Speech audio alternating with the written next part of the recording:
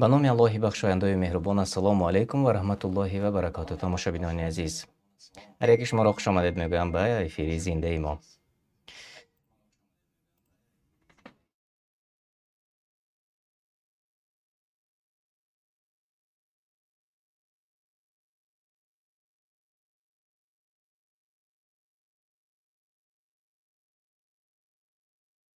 ва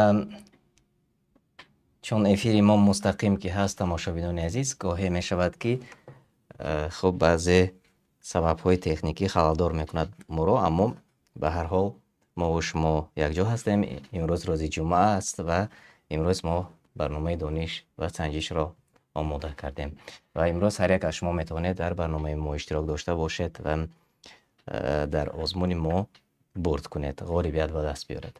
Ва дар воқеъ мо саволҳои хеле оддӣ ва осонро интихоб кардем, то ки ҳар як аз мову шумо тавонем иштирок карда бошем ва ҳамчунин хуб бурд карда бошем.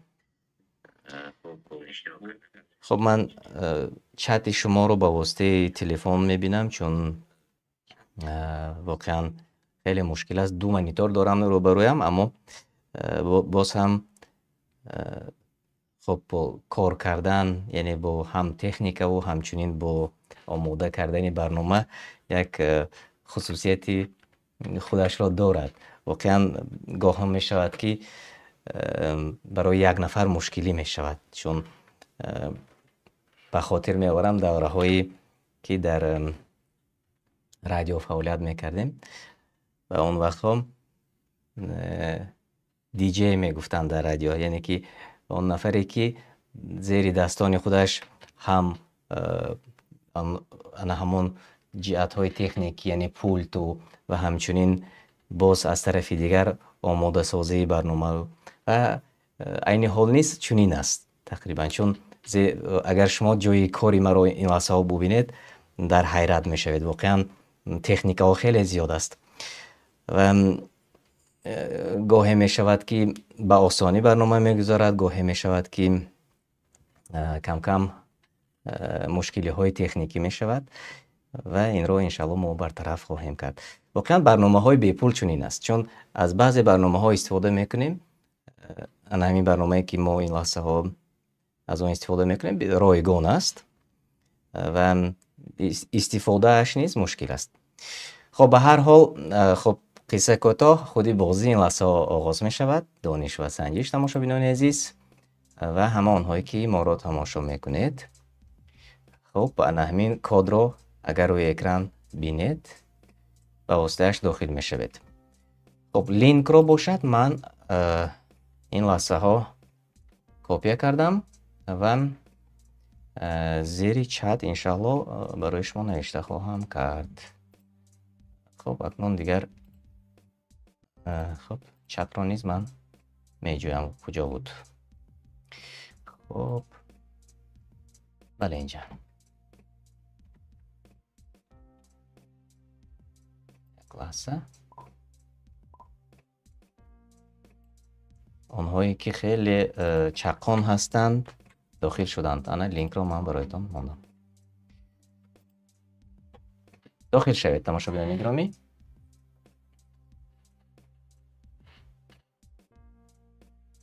офарин, мебинам аллакай чанд нафарҳо дохили барномаи мо шуданд.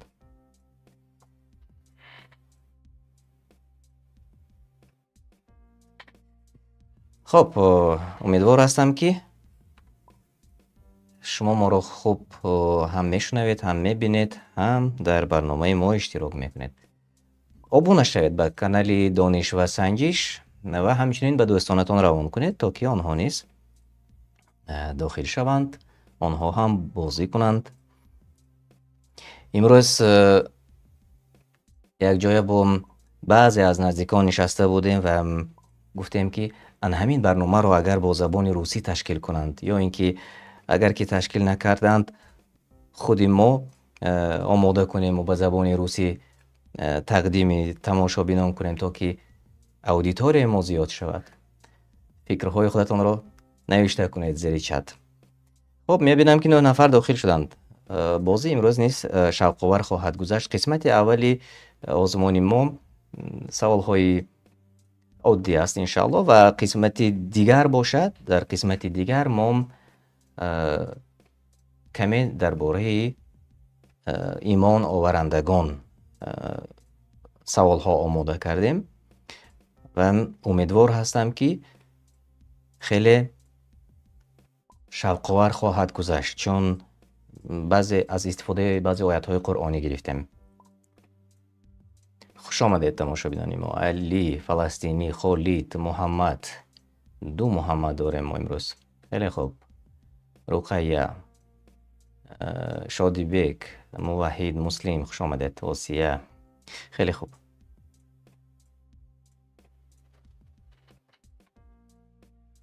ман чатро нигоҳ накардам. умедвор ҳастам, ки ҳамаи садо хуб аст ва ҷиҳатҳои техникӣ ҳамаш хуб аст. хуб, инҷо Айша гуфтанд, ки даромада намешавад. шумо ана ҳамин ссилкае, ки мо дар зери чат навишта кардем, ана ҳамонро ба телефонатон зер мекунед, дохил мешавед. вақти ана ҳамин ссилкаро шумо ки зер кардед, пайваст шуда метавонед. танҳо ҷое ки никнейм навишта шудааст, ба худатон тахаллус интихоб мекунед, як тахаллусе, ва дигар ягон мушкил нест, чун мисли каҳуд нест. ана ин барнома ҳар ҷое ки бошед, ҳатто дар Русия ҳам бошед, дохил шуда метавонед аз истифодаи ин барнома. Ғариб ТВ ҳам гуфтанд, ки намешавад. чаро? Биёед ман мебинам. як бор. хоб. Play Blocket. хоб. ё ин ки шумо тамошобинони азиз ана ҳамин блукетро дар телефони худатон даунлод кунед, яъне ки ба телефони худатон скачат кунед, гиред ва баъд аз он ана ҳамин геймпинро навишта мекунед ва никнейм менависеду дохил мешавед. яъне мушкил нест. яъне пешакӣ омодагӣ бинед. Play Blocket дар Play Market ҳаст ва ҳамчунин дар App Store ҳам ҳаст. метавонед ки аз он истифода кунед. яъне мо махсус ана ҳамин барномаро истифода мекунем, то ки аксарият аз тамошобини мо аз Русия ҳастанд, чун ба барномаи Каҳуд таҳрим ворид карда шуд, аммо ба ин барнома бошад таҳрим нест. шумо метавонед ки яъне аз ин барнома истифода кунед. хуб, ман ҷо каме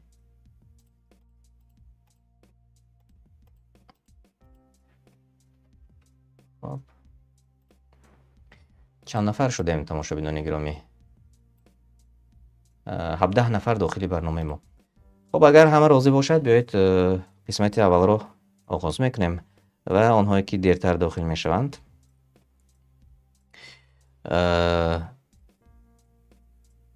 хуб, ана инҷо Форд низ маслиҳат доданд. бале, никнейм мебарояд, ягон ном барои худатон мемонед ва дохил мешавед. дуруст аст. хуб, биёед ба пеш меравем тамошобинони азиз, онҳое ки ин лаҳзаҳо бо мо ҳастед. хуб, мо оғоз мекунем қисмати аввали барномаи беҳтарини мо, ки ном дорад дониш ва санҷиш. месанҷем дониши худамонро. кадоме аз халифаҳо ду духтари паёнбарро ба занӣ гирифта буд? аз он вариантҳое ки шумо дар поён мебинед. Алӣ, Усмон, Умар, Абу Бакр, Аллоҳ аз ҳамаи онҳо розӣ бошад. кадоме аз инҳо ду духтари паёнбар саллаллоҳу алайҳи ва салламро ба ҳамсарӣ гирифта буд? ҷавобҳои шумо. офарин, хеле хуб. ва 7 нафар ҷавобҳои дуруст гуфтанд. Усмон, Аллоҳ аз вай розӣ бошад, ду духтари паёнбар саллаллоҳу алайҳи ва салламро ба ҳамсарӣ гирифта буд. вақте ки яке аз духтарҳои Расулуллоҳ саллаллоҳу алайҳи ва саллам вафот мекунад, баъдан духтари дигари Расулуллоҳ саллаллоҳу алайҳи ва салламро ба ҳамсарӣ мегирад. ва аз ин хотир ҳам Зиннурайн мегуфтанд. ва хуб, биёед бубинем киё ба пеш баромаданд, ҷойҳои беҳтаринро сазовор шудед. Руқайя, Нозимҷон, Муслим, Баха, Муваҳид онҳое ки беҳтарин ҷойҳоро сазовор гаштанд. مبارک باشد. و سوالی دیگر میگذاریم. در زمان پیامبر صلی الله علیه و سلم مردم به نماز چگونه جمع می شدند؟ تقویم نماز را می دیدند، پیشکی در مسجد جمع و انتظار بودند و یا سرشوی نماز را هر کس به دیگران خبر می داد و یا زنگوله می زدند. کدامش درست است؟ در زمان پیامبر صلی الله علیه و سلم تا آمدن از آن مردم به نماز چگونه جمع می شدند؟ انا اینجا فکرها مختلف بود، یعنی گوناگون بودند. تماشابینان عزیز میبینیم 4 نفر جوابهای درست گفتند. پیشکی در مسجد جمع و انتظار بودند مردم. نماز کی می شود گفتم، یعنی وقتش معلوم بود اما مردم جمع شده انتظار می شدند. اما ببینید که یک نفر گفتند زنگوله می زدند. نه، درست نیست، خطا است. سرشوی نماز را هر کس به دیگران خبر می داد. نه، درست نیست. و تقویم نماز نیز نبود آن وقت مثل امروزه. و جواب درست همین رنگی سبز و 4 نفر اکثریت جوابهای درست به ما گفتند. خیلی خوب. کیا به پیش برآمدند؟ بیایید ببینیم. فلسطینی ناظم جان رقیه محمد شادیبگ، آنهایی که در جاهای بهترین مسلم و بخه نیست در جاهای نمایان بودند. و سوال دیگر گذاشتیم. نامی اولین مؤذن اسلام بیلال، عثمان، ابوبکر، عمر، الله از همه آنها راضی باشد، کدامش؟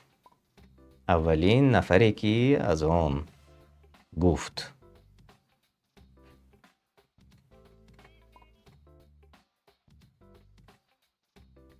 جواب شما و 30 ثانیه وقت تمام. بله، قریب که همه جوابهای درست گفتند. بیلال، الله از وی راضی باشد، اولین مؤذن بود. واقعا یکی از صحابگان در خواب می‌بیند همین کلمه های اذان را، یعنی الله اکبر الله اکبر، و آن چیزی که امروز ما در اذان میخوانیم آن را در خوابش می‌بیند و به رسول الله صلی الله علیه و سلم آمده اون صحابه نقل میکند خوابش را. اما رسول الله صلی الله علیه و سلم ببینید که نگفتند که به همون صحابه که خواب دیده بود به وی نگفتند که بله تو رو از آن گو، نگفتند، بلکه بیلال که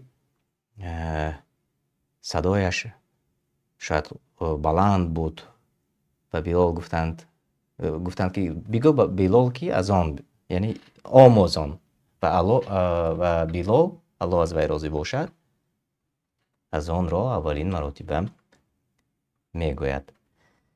و همین جواب درست بود. اکثریت جواب‌های درست گفتند. من چت را ببخشید تماشابینان گرامی نگاه نکردم. ماشاءالله در چت ما نیست. ببینید که همه جواب‌های درست را نوشته میکنند. خیلی فعال هم هست چت ما. و سوال دیگر بیایید گذاریم. خب آنهایی که در جاهای اولین هستند شما روی اکران میبینید تماشابینان عزیز. و سوالی دیگر میپردازیم. ابوبکر چند سال خلافت اسلامی را اداره کرد؟ الله از وی راضی باشد. 2 سال، 1 سال، 29 سال و یا 1 عمر؟ مثل بعضی پرزیدنت ها 1 عمر بود، یا اینکه 2 سال بود، 1 سال یا 29 سال؟ کدامش درست است از آن وریانت هایی که شما این لحظه ها میبینید؟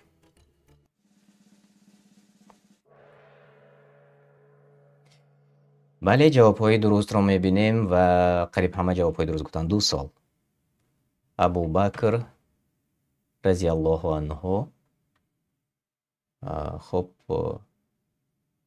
2 سال خلافت اسلامی را اداره کرده بود و همین جوابی درست بود. بیایید اکنون ببینیم که به پیش برآمدند. چون پیشتر رقیه ناظم جان موحد بخ فلسطینی، آنهایی که در جاهای بهترین هستید. سوال دیگر. اولین سوره قرآن کریم در کجا نازل شده بود؟ در استانبول، مکه، نمیدانم، و یا مدینه، کدامش درست است؟ اولین سوره قرآن کریم در کجا نازل شده بود؟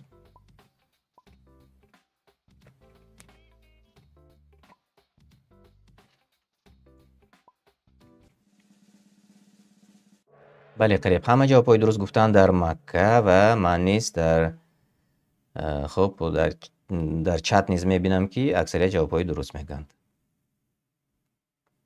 خیلی خوب، آنهایی که در پیش هستند ببینید روی اکران و به سوال دیگر میگذاریم.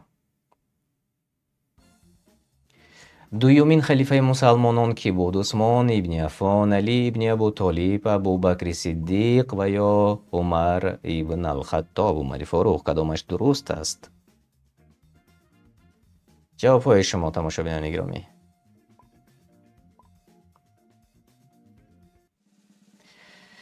خب خیلی خوب و اکثریت جواب های درست گفتند.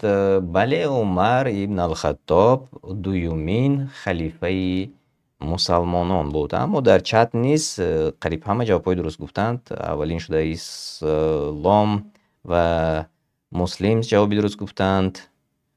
خب ابو محمد نیز جوابی درست گفتند. خیلی خوب، اسمت الله خاجمتوف، بله جواب های شما درست بود. الله شما راضی باشد. بیایید اکنون ببینیم که او به پیش برآمدند و به سوال دیگر میگذاریم. چون پیشتر رقیه، موحد، مسلم، عثمان یک، عبدالله، آنهایی که در جاهای بهترین هستید. ناظم جان شما را نیز تبریک میکنم. سوال هفتم، در اندلس چند عصر مسلمانان حکمرانی میکردند؟ 24 سال، 8 عصر، یا اینکه 6 عصر یا 8 عصر و یا 10 عصر؟ کدامش درست است؟ جواب های درست خودتان را زیر کنید.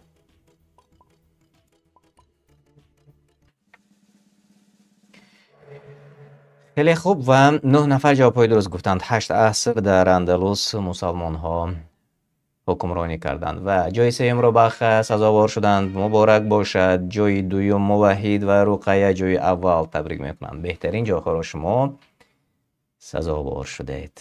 عبدالله فلسطینی، آنهایی که در جاهای نمایان بودند روی اکران شما میبینید. مسلم، ناظم جان، عثمان، محمد، عایشه و باز محمد. غریبی آواره نیست، در جاهای خیلی خوب بودید. صبر. خب محمد، علی جان، جمشید، احد. خیلی خوب، هر یکی شما رو تبریک میکنم تماشابینان عزیز. رقابتی خیلی خوب است و خب قسمت دوم رو نیز آغاز کنیم. تماشابینان عزیز چی فکر دارید؟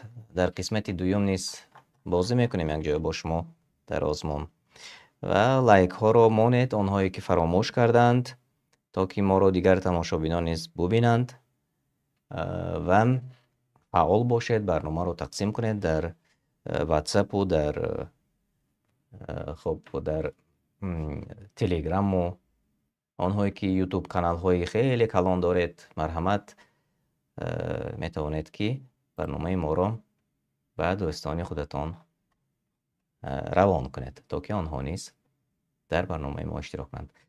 خب قسمت دومی برنامه ما عبارت از 10 سوال است. عبارت از 10 سوال است تماشابینان عزیز و یک قسمتی کوتاه از آن سوال های عادی و آسان است و قسمت دیگری از همین 10 سوال از استفاده آیات های قرآن است. از این خاطر یک کمی مشکل هم شاید باشد ولی پند است، چنانکه من گفتم برای آنهایی که ایمان آوردند، یعنی برای ما و شما. خب اگر تیار باشد قسمت دوم دانش و سنجش را این لحظه ها با شما آغاز خواهیم کرد. من این لحظه لینک رو کپی کردم و آن کپی رو برای شما تماشابینان عزیز و گرامی زیر چت میفرستم. مرحمت همین لینک رو زیر میکنید و داخل به برنامه میشوید تا که ما و شما توانیم در برنامه اشتراک کنیم. و خب آنهایی که تلفن های خوب دارند میتوانند انا همان اشتراک کد را نیز به واسطه تلفنتان زیر، یعنی اشتراک کد را صورت گیرید، شما به برنامه پیوست میشوید. این هم یک راهی دیگرش است، یعنی با صورت گرفتن اشتراک کد شما داخلی برنامه میشوید. خوش آمدید. من میبینم که 10 نفر علاقه داخل به برنامه ما شدند. ماشاءالله.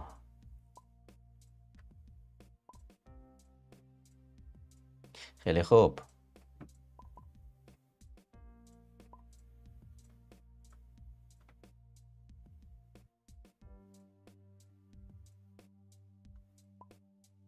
خیلی خوب.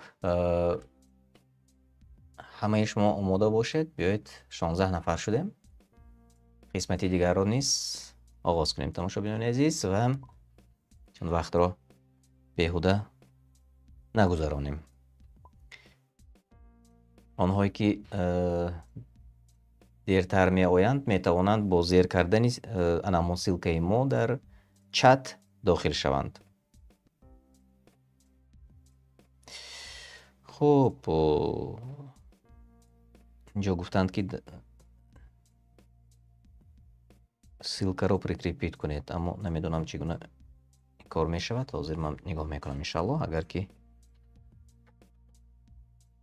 راست گفتید حاضر من سیلکه رو در چت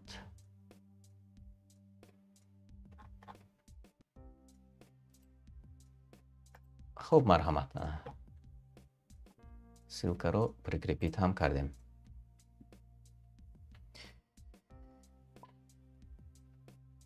خب آماده باشید آغاز میکنیم تماشابینان عزیز. خوش آمدید میگم همه شما رو یک بار دیگر تماشابینان گرامی.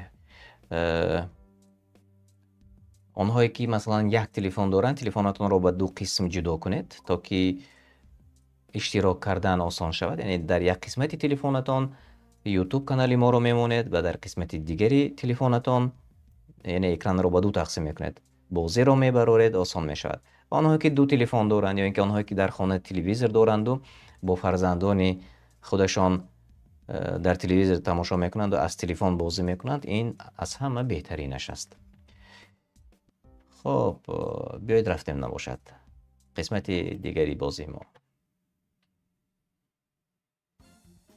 کدام از صحابگان هجرت خود را به مدینه پیشکی اعلان کرد؟ عثمان، عمر فاروق، علی ابن ابو طالب و یا ابوبکر، الله از همه آنها راضی باشد. کدامش هجرت خودش را با صدای بلند گفت که من هجرت میکنم و من با پیامبر صلی الله علیه و سلم به مدینه میروم؟ کدام از آنها؟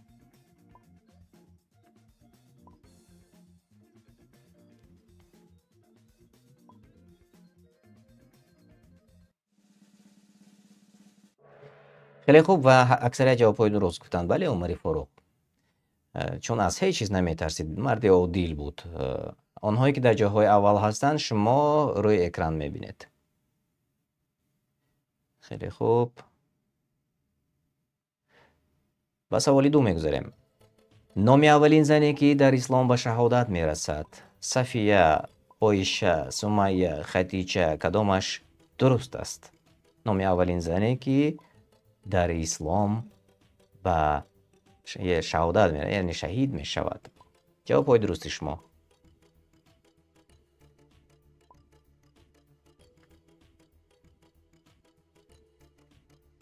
خب زیر چت ما جواب های درست آمده رسید از جانب میرزا حیاتف. خیلی خوب. همینچنین از جانب امیر زاکیروف، دیلوور، اصلانوف. بله جواب های شما درست بود. بله ماشاءالله. خیلی خوب. و بله سمیه جوابی درست بود تماشابینان عزیز و آنهایی که به جاهای پیش برآمدند شما این لحظه ها روی اکران میبینید. موحد عادل عبدول فلسطینی، همچنین عبدالرحمن اگر خطا نکنم، آنهایی که در جاهای اول بودند. و ما به سوال دیگر میگذاریم. دو صفتی به هم مانند فرعون و ابلیس، قهر و غضب، کبر و مغروری، قوت و متانت، حکمرانی، کدامش درست است؟ دو صفتی به هم مانند فرعون و ابلیس، کدامی از آن وریانت هایی که شما این لحظه ها میبینید در تلفن موبیلی خود و کدامی از آن رنگ هایی که شما این لحظه ها میبینید؟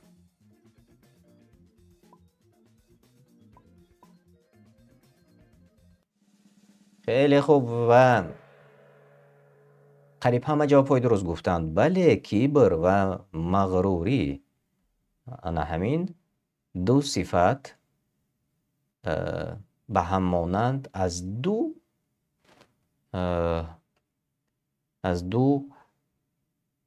مخلوقی الله تعالی، فرعون و ابلیس بود. و خب میبینیم که ها به پیش برآمدن تماشاگران عزیز.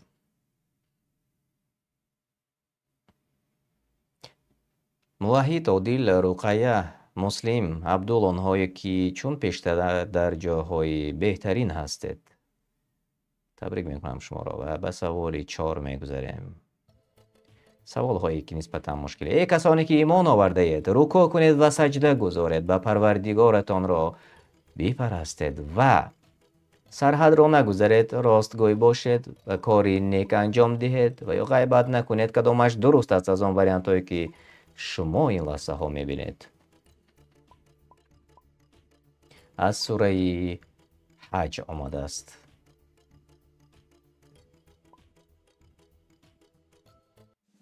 خیلی خوب و جواب ها قبول شد و اکثریت جواب های درست هم گفتن در برنامه ما.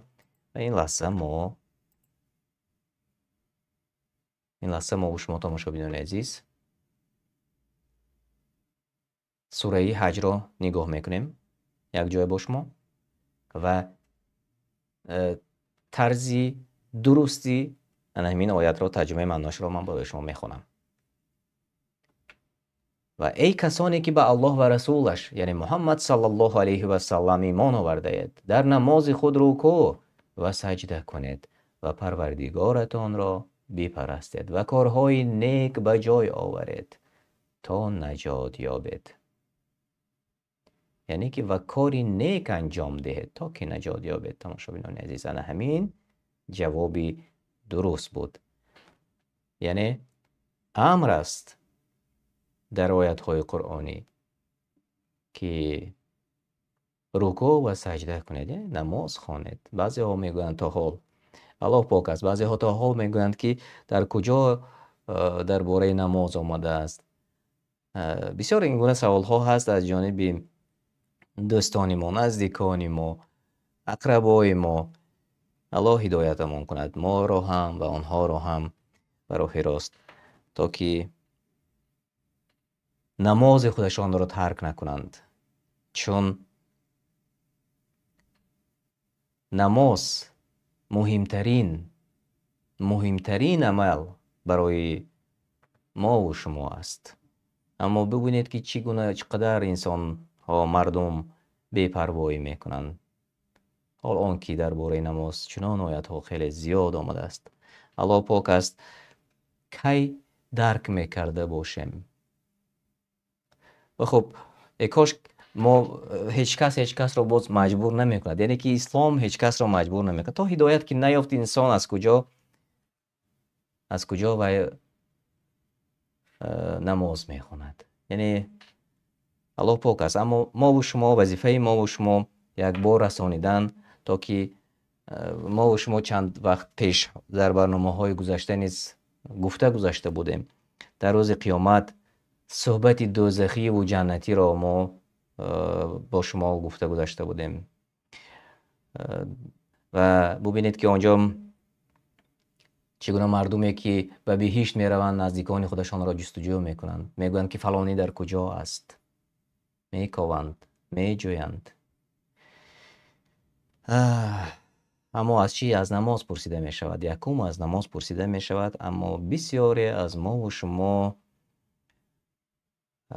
نادیده می گیریم، بی‌پروایی می کنیم. اما گناهی با نخواندن نماز چقدر گناه را به خود آنهایی که نمی خوانند می گیرند. خیر، بیایید میگذاریم به سوال دیگر و پیش از آن میبینیم که ها به پیش برآمدند روی اکران ما، چنانکه که شما میبینید. و به سوال دیگر بیایید گذاریم. ای کسانی که ایمان آورده اید، اگر به گروه از اهل علم اطاعت کنید، شما را دوامش از ایمان به کفر میبرند، ضعیف میشوید، به ایمان نزدیک میکنند، شهرت مییابید. کدامش درست است؟ ببینید، ای کسانی که ایمان آورده اید، اگر به گروه از اهل کتاب اطاعت کنید، شما را دوامش را سوره آل عمران. اگر خطا نکنم،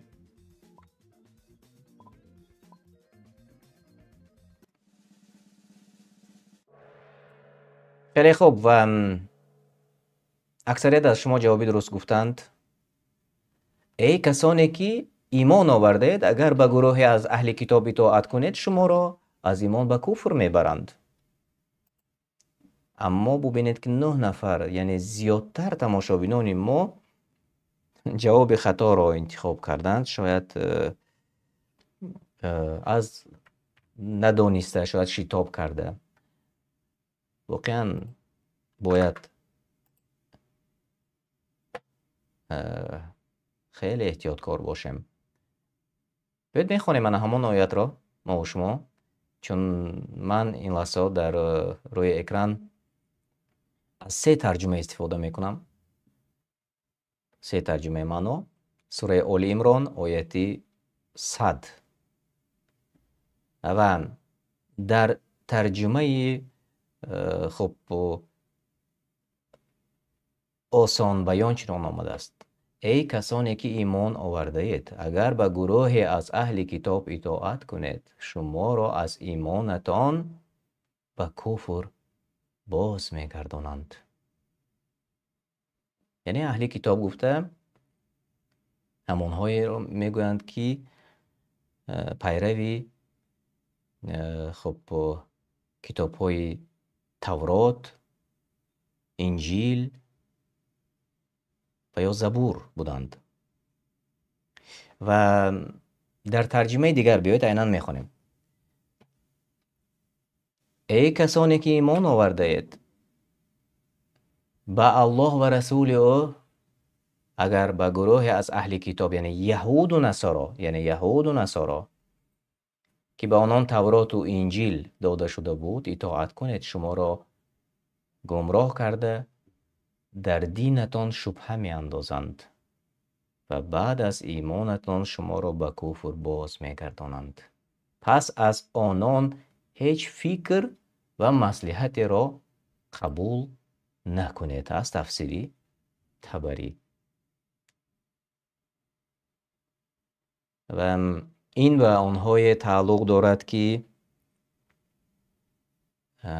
یهود و نصارا را دوست میگیرند و میگویند اهل کتاب هستند و بعضی ها حتی میگویند که آنها کافر نیستند، میگویند به آنها تعلق دارد. یعنی تا چی اندازه شما به قرآن ایمان آورده اید؟ ما این لحظه از خودمان چیزی نگفتیم.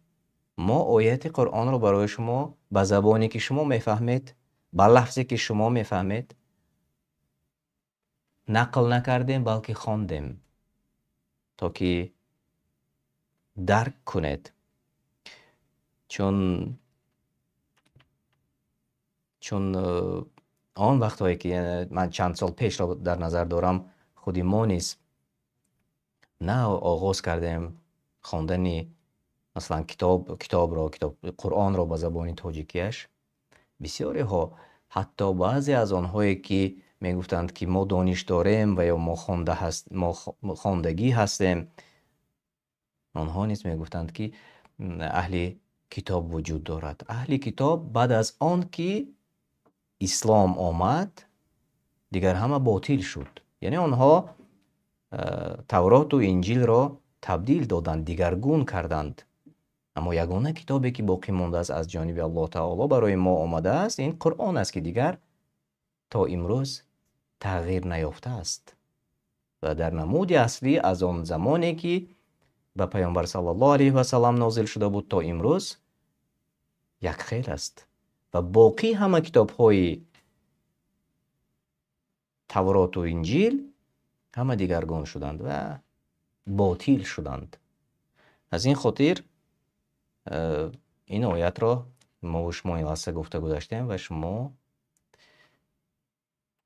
دیدید، تماشا کردید و شنیدید. و خب بیایید به سوال دیگر گذاریم. آنهایی که در جاهای اول هستند شما روی اکران میبینید، یعنی جای عوض کنی شد. واقعا اکثریت جوابهای خطا گفتند. سوال 6: ای کسانی که ایمان آورده اید از الله بترسید و با کمبغلان کمبغلی کنید، دروغگویان کار کنید، یا راهزنان باشید و یا راستگویان باشید. کدامش درست است؟ ای کسانی که ایمان آورده اید از خدا بترسید و با کدامش درست است از آن وریانت هایی که شما این قصه ها میبینید تماشا بینانی عزیز از سوره توبه گرفته شده است آیت 119 کدام وریانت درست است؟ آفرین ماشاءالله و اکثریت جواب‌های درست به ما گفتند بله با راستگویان باشد و کی در چت به من میگوید که این لحظه ها کدام از سوره قرآن کریم به بسم الله آغاز می شود؟ من چت را نگاه دارم تماشا بینان عزیز. خب دوتا جواب و باز ماشاءالله همه میدانند. الله شما راضی باشد. اسماعیلов شکر الله. اسلام خیلی خوب. توبه بله جواب هایتان درست است و همه میدانند. خب بیایید اکنون آیت را دیده گذاریم تماشا بینان عزیز. سوره توبه آیت 119 یا براءت هم میگویند این سوره توبه را. و خب ای کسانی که ایمان آوردند، ای کسانی که ایمان به الله و رسول او آورده اید از الله بترسید فرموده هایش را به جا آورید و از من کرده شده هایش باز ایستید و با راستگویان باشید. بسیار تاثیرناک است همین آیت ها تماشا بینان عزیز. ببینید با راستگویان باشید. واقعا امروز دروغگویان خیلی زیاد شدند و گاه ما نیز چون در سفرها بودیم و در همین سفرها من به یک چیز اهمیت دادم که بین به نام مسلمان و واقعا گویا اکثریت از آنها میگن ما مسلمان هستیم اما بسیار دروغگویی میکنند و سببش رو من جستم یعنی برای تحقیق کردم که برای چی بسیار از به نام مسلمان ها حتی زبانشان زبان عربی باشد هم دروغ میگویند یا به مثل ما هم هستند هم زبانانی ما هم هستند دروغ میگویند. و وقتی تحقیق معلوم شد که سبب اکثری وقت دروغ گفتن و فریب کردن هایشان این زندگی و یا حیات اقتصادیشان بوده است. یعنی حیات اقتصادیشان که پایان است به خاطری که پول کار میکنند. حالا آنکه چقدر نهی شده است حدیث ها خیلی زیاد است که حتی وقتی که مال خودت را میفروشی باید که عیب خودش را به خریدار بگویی که مال تو چه عیب دارد. اما به سببی که میخواهند پول به دست بیارند یا اینکه یک جهت اقتصادیتشان را سالم کنند یک بار فریب کنم و میگویند مبلغ کار کنم اما اون مبلغ چگونه مبلغ میشود و یک کاش که همون مبلغ همیشه ذخیره میشد و میایستاد حداقل تا روز موتش انسان را. نه برکت از کجا از در آن مبلغ هایی که با دروغگویی انسان آن را به دست می آورد.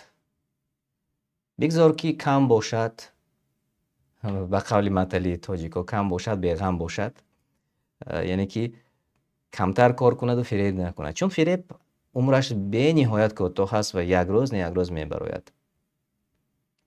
چون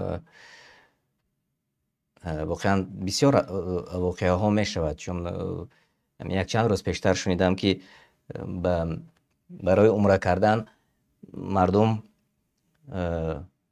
روابط تیار میکنند ویزا تیار میکنند و یک نمود ویزا برای عمره کردن نرخش $10 بوده است و اکثریت دیگرش از قریب $120 است برای تیار کردن یک ویزا.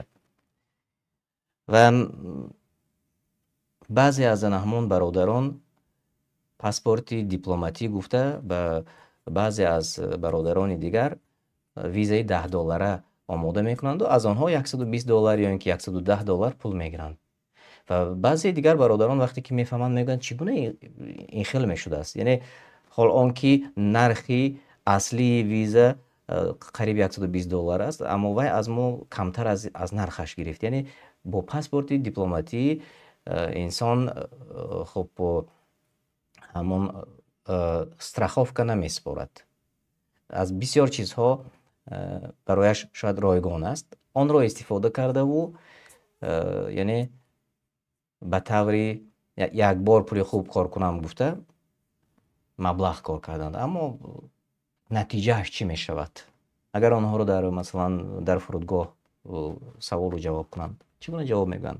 یعنی این گونه دروغ ها از جانب ما خیلی زیاد است. مشاهدینان عزیز، از جانب ما و شما، از جانب آنهایی که میخواهند یک مراتب پول کار کنند، اما پول کار کردن های یعنی که اقتصادی به قول استابیل نی دورم دراز را فکر نمی کنند و از آنها کمترهایش استفاده میبرند که این باور کنید هم عمرش کوتاه است، هم انسان را به خطاهای دیگر میبرد و هم دوستی ها را گم میکند از بین و هم ما و شما این لحظه ها از آیت قرآن خواندیم که از الله بترسید و با راستگویان باشید و ما را پند شده است که با راستگویان دوستی کنیم و این است بهترین کار نهمین است دوستان عزیز و امیدوار هستم، دعاگاه هستم که ما و شما با همیشگی و دوستان ما و شما از راستگویان باشند. دوام میدیم. آنهایی که در جاهای اول هستند رو قیه، القاری، موحید، ناظم جان، عبدال، آنهایی که در جاهای بهترین هستید تبریک میکنم شما را. و سوال دیگر گذاشتیم. ای کسانی که ایمان آورده اید، چرا سخنانی میگویید که به آن عمل نمی کنید یا پر از دروغ ها است آن را اجرا میکنید و یا پند دارد؟ کدامش درست است از آن وریانت هایی که شما این لحظه ها میبینید؟ سوره الصف ترجمه معنای این سوره را ما داریم و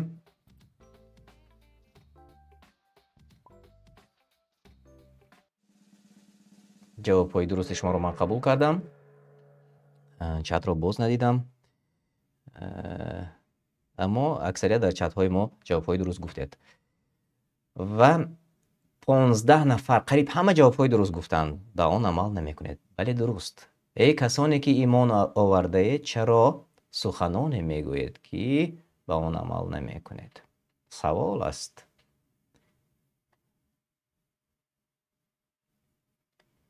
و جوابش نیز هست از جانب الله تعالی در سوره صف آیت 2 و بعد از آن آیت 3.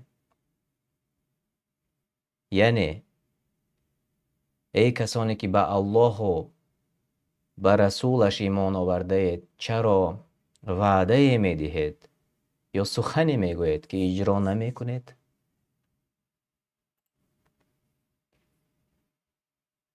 یعنی در این آیت انکار است بر شخصی که گفتارش خلاف کردارش است. یعنی یک چیز را میگوید و عملش دیگر چیز است یا دیگر کار را میکند. اما جوابش را ببینیم در آیت 3. الله تعالی سخت به خشم می آید که چیزی را بگویید و به جای نآورید، یعنی عمل نکنید.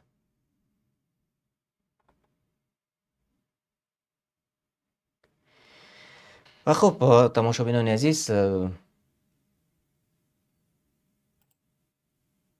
دوام میدیم. آنها که به پیش برآمدند شما میبینید روی اکران.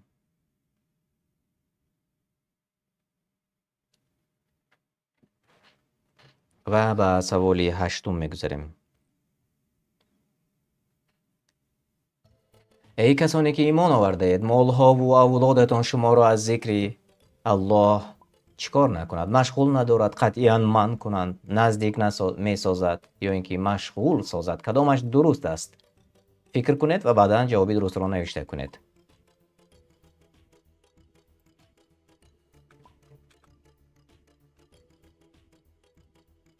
سوره منافقون کدامش درست است؟ ای کسانی که ایمان آورده اید، مالها و اولادتان شما را از ذکر خدا مشغول ندارد. و بله، اکثریت جوابهای درست گفتند. در سوره منافقون آیت 9 ترجمه معنا عیناً میخونم: ای کسانی که ایمان آورده اید، اموال و فرزندانتان شما را از یاد الله تعالی غافل نکند و هر کس که چنین کند آنان زیانکارانند.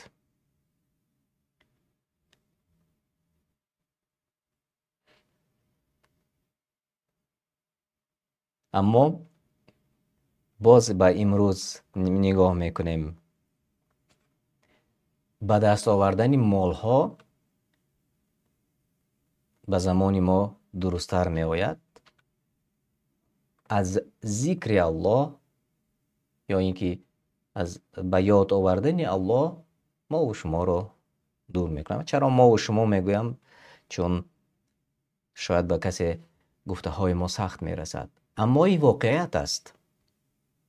چون سوداگران را در بازار نگاه میکنید، سودا میکنند، وقتی نماز باشد به نماز نمی روند، یا اینکه از آن را میشنوند و باز هم مشغول سودای خودشان هستند. و این واقعیت، این حیات است امروز. اما در سوره منافقون برای منافقان، برای آنهایی که آواره جمع کردن ثروت و مال و ملک هستند، همین آیت آمده است که اگر ایمان آورده باشید، یعنی ای کسانی که ایمان آورده اید، با آنها مالهایتان و فرزندانتان شما را از یاد الله تعالی غافل ندارد و هر کی چنین کند زیانکار است. خلاصه کنید با خودتان. یعنی ما گفته گذاشتیم، خلاصه کردن از جانب هر یک از ما و شما است. تماشاگران عزیز، الله تعالی ما و شما را موفق از موفقان گرداند و ما و شما را از آنهای گرداند که بخیل نباشیم. یعنی از فکر میکنیم که جمع کردن مال و ثروت برای من خیلی مهم است.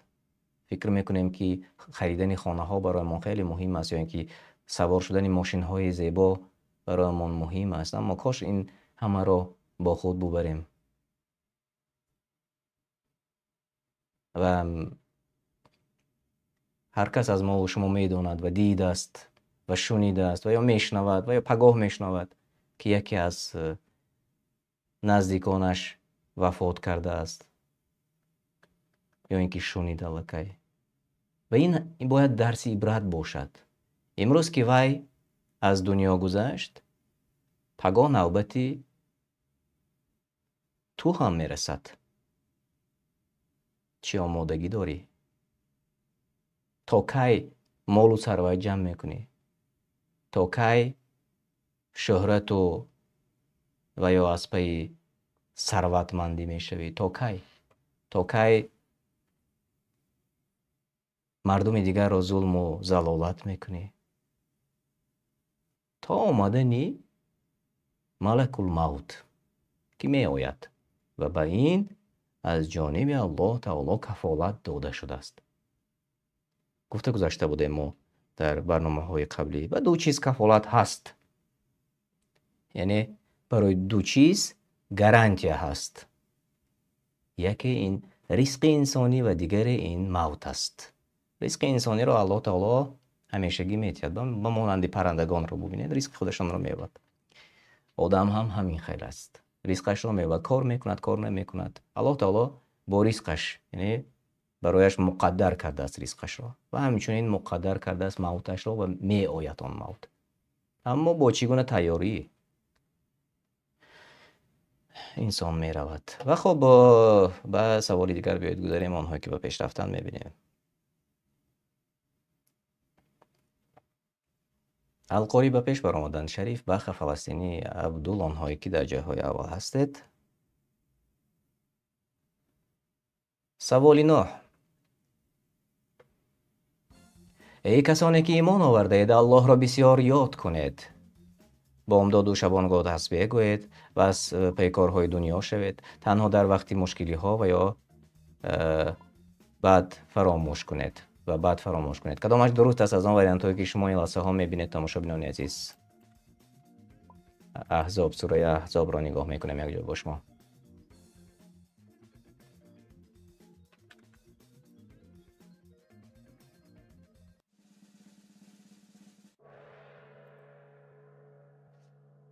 бале, бомдоду шабонгоҳ тасбеҳ гӯед.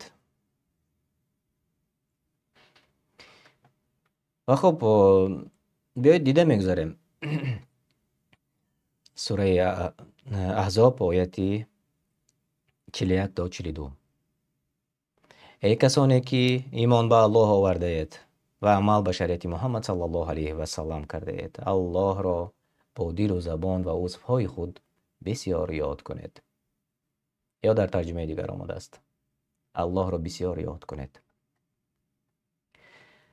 ва дар ҳама вақт ба ёди Аллоҳ бошед, яъне ҳама вақт бо ёди Аллоҳ бошед ва ҳар бомдоду шом баъди намозҳои фарз ӯро тасбеҳ гӯед. аз тафсири Табарӣ мо хуб каме маънояшро мехонем. Зеро ин ду вақтҳои бузург ҳастанд ки муҳаббати Аллоҳро ҷалб менамояд ва забонро аз гуноҳ боз медорад ва бар корҳои нек кӯмак мерасонад. Ва зикри Аллоҳ дар ин вақтҳо машрӯъ аст. Тафсири Табарӣ яъне бомдоду шом, шабонгоҳ. ва хуб,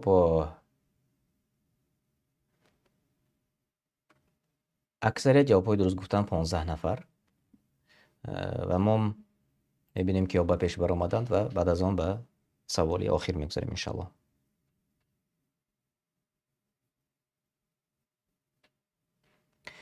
муҳайид Баха, Ғариб, ТВ, Абдул, Шариф, Руқайя, онҳое ки дар ҷойҳои беҳтарин ҳастед. эй касоне ки имон овардаед, рибо нахӯред. Танҳо аз кофиронро бо протсент гиред ё ин ки аз кофирон бо протсент фоида гиред, рибо ва протсент хӯред. Кадомаш дуруст аст? Эй касоне ки имон овардаед. дар бораи имрӯзи мо оят аз Қуръони Карим аз сураи Оли Имрон.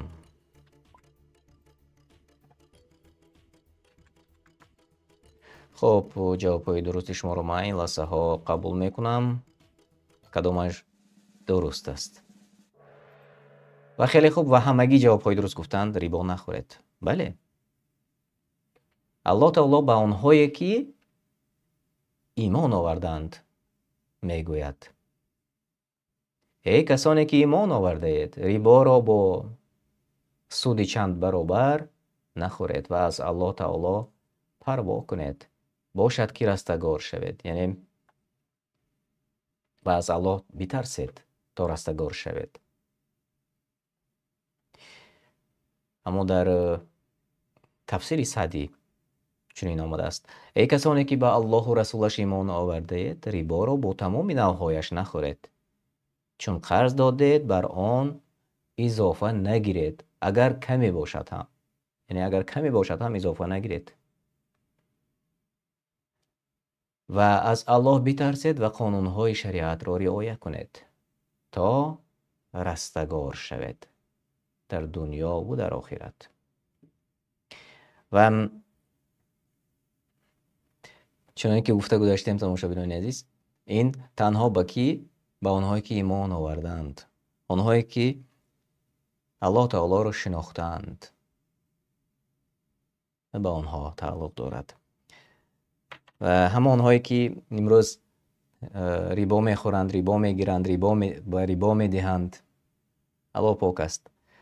ҳол он ки мо шумо ин лаҳзаҳо мешунавем, мо шумо ин лаҳзаҳо мебинем ва ғайр аз ин дар сураи Бақара низ Аллоҳ таоло گفته است رسولش و الله تعالی جنگ اعلان میکند با آنهایی که مثلا ریبا میگیرند.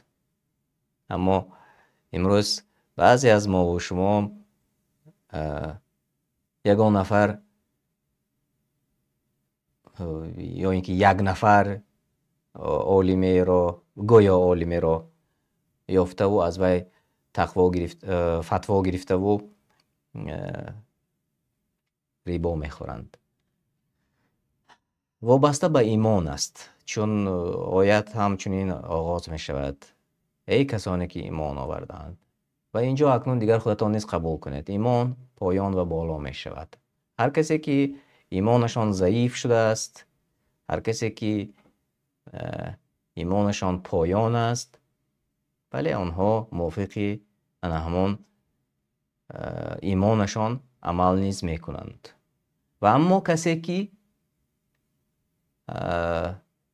ایمانش بالا است و در جای اول اسلام را میماند، نگاهش دیگر است. از هر یک شبهه‌ای که هست از آن دست میکشد. ماند است که آیت هایی که مستقیم به اهل تقوا آمده است، مستقیم به اهل ایمان آمده است، این را که شنوند دیگر تماما دور می شوند از آنچه که امروز اکثریت می کنند.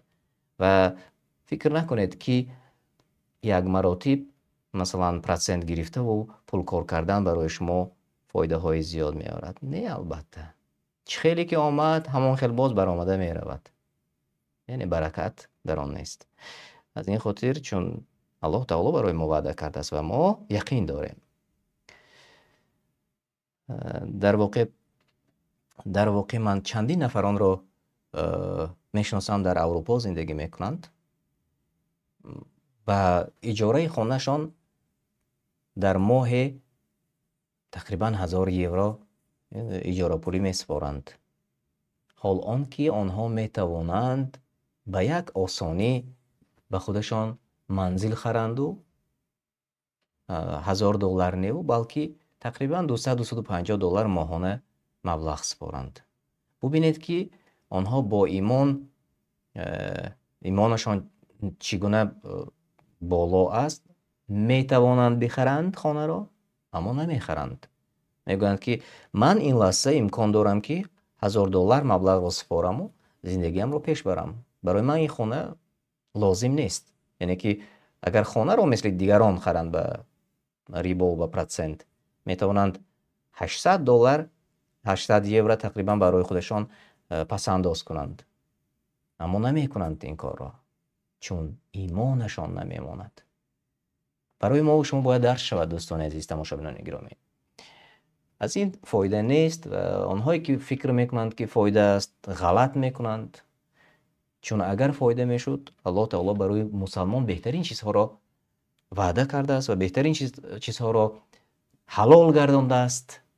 و الله تعالی که ما را خلق کرده است و انسان چونه که همه میدوند انسان یک از همه خلق مخلوق مشکل است، اما خلق کرده است الله تعالی این گونه مخلوقی هم جسمان هم عقلان مشکل را اما خلق کرده است و الله تعالی میداند که چی برای این انسان بهتر است.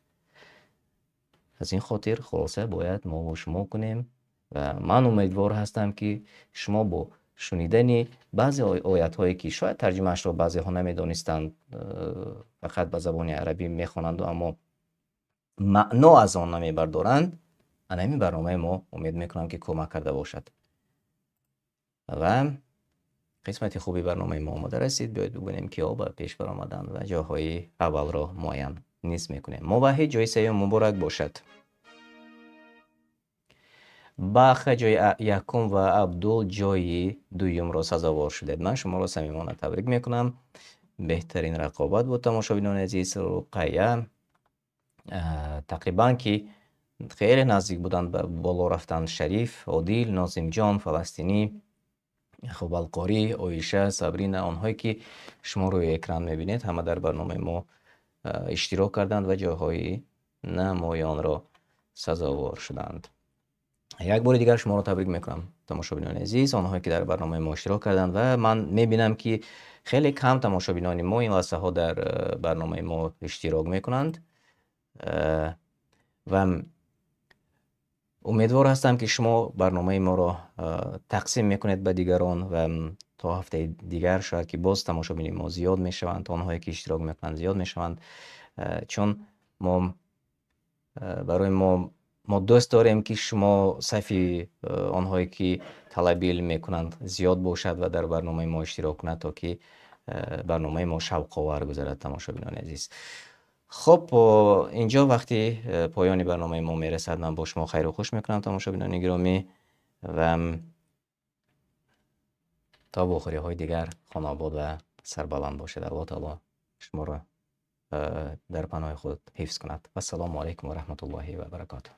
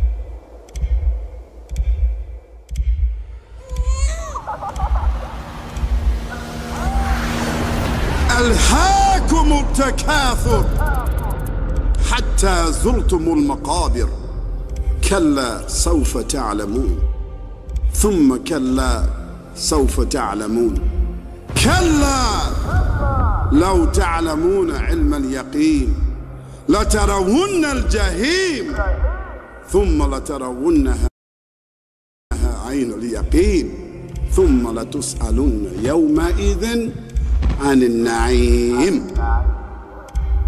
قرآن میگوید فخر کردن و زیاد بودن مال و فرزند شما را از عبادت الله مشغول نمود. شماریدن حساب ها، مال و منصبداری، مبلغ ها، وظیفه ها و بایگری ها تا آن دمی که به قبر نروید. اندیشه کنید که ای باری آخیر در جنازه بودید.